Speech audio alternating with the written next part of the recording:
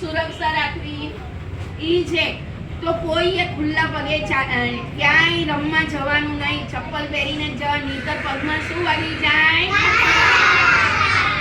કાંટો હોય, કાંક ઓલી ખીલ્લી કે ગમે તે ટાંચણી, ગમે તે કચરો હોય પગમાં ગળી જાય, કપાસી થાય. શું પછી જો રમતા રમતા તમે વરસાદ આવે ત્યારે ગલીમાં પાણી ભરાણા હોય, વયા જાવ તો ગટરના ઢાંકણા ખુલ્લા હોય તો આપણે શું થઈ જાય? પડી જાય અંદર. અને અત્યારે ઘણાના ગટરના ઢાંકણા અડધા ખુલ્લા હોય ને તૂટલા હોય, આપણો પગ ત્યાં પડે તો આમ થઈ જાય. એટલે કોઈ દિવસ જોયા વગર રસ્તામાં ગલીમાં રમવા